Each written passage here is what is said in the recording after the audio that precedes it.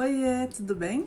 Então, hoje eu tô aqui para falar dos 7 passos para você organizar a sua vida financeira. São os 7 passos que eu tomei e que eu tenho feito na prática para organizar a minha vida, e eu vou falar algumas dicas e são os 7 passos que eu tenho tomado na minha vida e que eu tenho organizado, e eu quero compartilhar com vocês e quem sabe assim ajudar você também a organizar a sua vida financeira. Eu sou Elisandra Aiello, eu sou atriz, sou produtora cultural, produtora de eventos, e eu tô aqui hoje para ajudar você a organizar também a sua vida financeira como eu fiz. Eu comecei a perceber e a entender que eu podia organizar de forma diferente, que eu podia fazer todas as coisas caberem dentro do meu orçamento. Então eu tinha que viver dentro do que eu tinha de possibilidade de ganho. E aí eu comecei a anotar tudo o que eu gastava. Tipo, eu comprava uma bala, eu comprava um chiclete, eu anotava.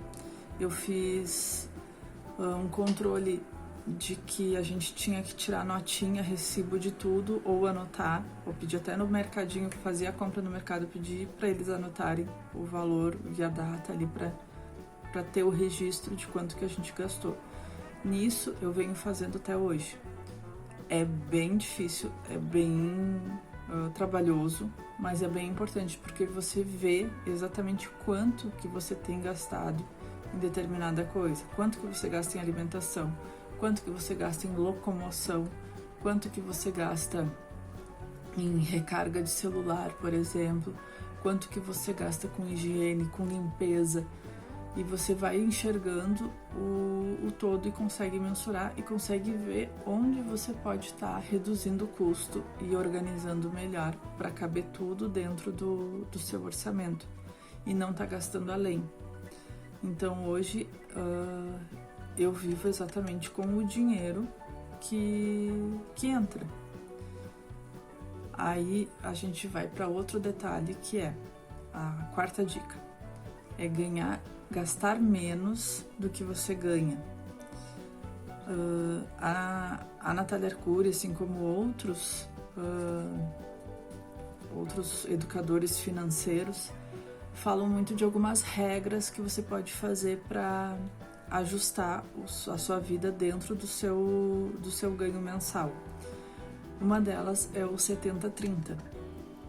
70-30 é o seguinte: se você ganha X, que é o 100, você vai viver com 70 e vai guardar 30. Isso todos os meses.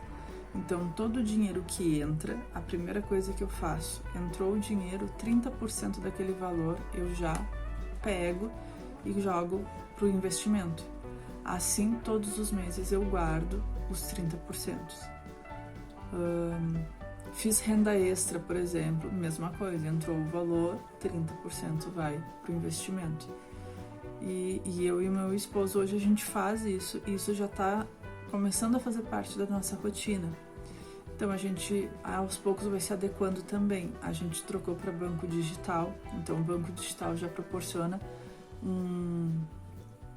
uma facilidade para você fazer essas coisas, visualizar quanto que você tem na conta, quanto que você tem investido, fazer as transferências, enfim, já melhora bastante, fora que não tem custo, não tem taxa para você de manutenção de conta, essas coisas, então é outra economia que você acaba colocando também no seu dia a dia. Mas aí você fez as contas, viu que quando você vai fazer lá o balanço do seu mês, você tem gastado muito em alimentação, muito, e não tá fechando. O que eu ganho, o que eu pago em aluguel, o que eu pago em luz, somo tudo, não dá os 70%. O que você tem que fazer? Aumentar sua renda, então. Se você já fez tudo que podia para reduzir o custo e não tem como reduzir mais e não tá fechando a conta, você tem que fazer renda extra. Você ou tem que conseguir um aumento de salário ou fazer renda extra, fazer alguma atividade além do que você já faz para complementar aquela renda daquele mês. Eu faço parte de um núcleo que é muito difícil a gente ter uma renda fixa. Se eu já não tenho como ter uma renda fixa, imagina como é que eu vou fazer para ter, além disso, se eu já me mato para ter uma renda, vou ter que fazer mais renda extra ainda. O que acontece? Até menos de um ano atrás, eu não tinha renda fixa também. Então, era mais difícil ainda para ter essa visão do todo. O que é o aconselhável? Você tem, mesmo sendo autônomo, mesmo trabalhando por conta, você tem que encontrar pelo menos até 3 fontes de renda fixa para você no mês, para você conseguir equilibrar. Então, você trabalha com contação de histórias, por exemplo. Você tem que conseguir algum meio em que você consiga ter um cliente fixo todos os meses. Uma escolinha de educação onde você vai lá uma vez por semana fazer contação para as crianças. Qualquer meio que você consiga ter 3 fontes fixas. Você tendo essas 3 fontes fixas, você já tem a sua renda fixa do mês. Então, você vai sempre trabalhar, se planejar dentro daquele orçamento que você tem fixo para fazer o seu planejamento mensal. O que eu faço hoje? Toda vez que encerro o mês, isso foi ontem, dia 1º, eu e meu marido, a gente sentou, a gente fez todo o levantamento dos nossos gastos, que a gente separa todos os valores em boletos. Então, em envelopes. Cada envelope é destinado a uma determinada área. Tipo, tem o envelope da alimentação, tem o envelope da locomoção, tem o envelope do aluguel. Aí, assim, a gente vai ali e vai anotando, tá? Quanto que a gente pagou de aluguel esse mês? Foi tanto. Aí eu faço uma planilha no Excel, onde eu coloco ali todos os custos que a gente teve. O que estava projetado, porque ao mesmo tempo que eu fiz todo o levantamento do que foi gasto em janeiro, eu já tenho o meu planejamento de fevereiro também em cima disso. Então, a gente tem ali um valor que é o valor fixo do que a gente tem de renda, e além desse, aí em cima desse fixo, eu faço a divisão das coisas que tem que ser pagas para o próximo mês, dos valores, e a gente fecha lá embaixo, vendo se a gente está dentro daquele valor, ou se a gente vai precisar de mais dinheiro além daquele para poder equilibrar tudo. Nessa planilha, nesse controle, eu tenho junto também o quanto que vai ser investido. Eu já calculo ali os 30% e já tá junto nessa conta. Então, já fecha certinho ali o mês com o investimento, como se fosse um boleto que a gente tem para pagar todos os meses, daqueles 30%. Então, é mais ou menos assim que eu me organizo hoje. Aumento da renda. Renda extra. Já fiz várias coisas. Quem me conhece vai lembrar que no último ano, 2 anos, eu tenho feito de tudo um pouco. Já vendi roupa. Então, a primeira coisa, assim, olha na sua casa tudo que você não usa e que está em bom estado e vende. Então, já vendi roupa, já vendi eletrodoméstico, já vendi móveis que não estava usando, vendi bicicleta, vendi bastante coisa já. Quando não tem mais, quando já tenho poucas coisas para vender, vendi doce, vendi salgado, vendi, enfim, não tenho tempo para fazer o doce e salgado, não sei o que. Nem tudo eu mesma fazia.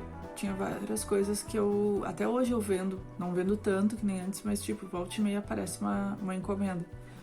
Eu compro o quindim de uma senhora, de uma vizinha, que ela faz os quindins. Então eu fecho as encomendas, fecho com ela faz, eu pago a parte dela, vou lá, entrego pra pessoa e recebo e fico com a minha parte. Pago, né? Reponho o custo que eu tive pagando ela para fazer o doce e fico com o que sobrou como lucro.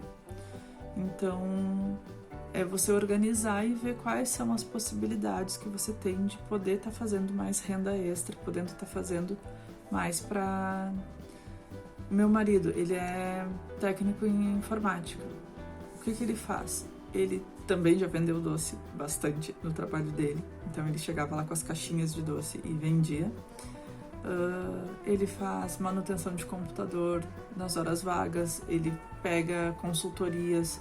Então, assim aos poucos a gente foi se organizando também para ver que não é porque a gente tem hoje um emprego fixo que a gente não precisa pensar em fazer mais dinheiro do que o salário que a gente vai ter lá no início do mês.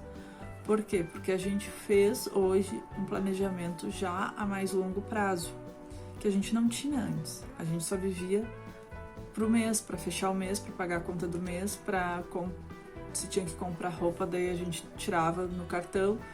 E a gente não tinha um planejamento, a gente não tinha uma organização para olhar para frente, para olhar para o horizonte, para ver que a gente podia estar se organizando para o futuro.